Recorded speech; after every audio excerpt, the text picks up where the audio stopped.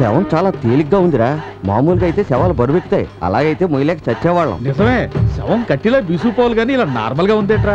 అవునరా, ముఖం కూడా కళకళలాడుతుంది. గొప్ప అదృష్టం కూడా. గొప్ప గొప్ప శవాలు చూసి వెళ్ళినట్టు అందరూ ఈడి శవాన్ని చూసి వెళ్తున్నారు.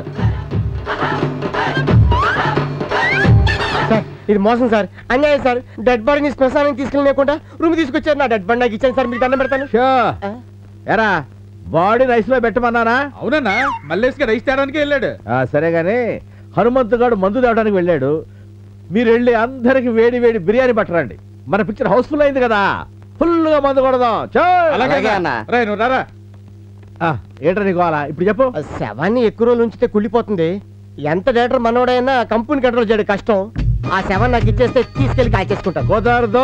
వద్దు, చచ్చిపోతాడు. చచ్చిపోతాడా? వద్దు అంటే శవాన్ని ఇక్కడ ఉంచుకోవద్దని. చచ్చిపోతాడంటే చచ్చిపోయాడు.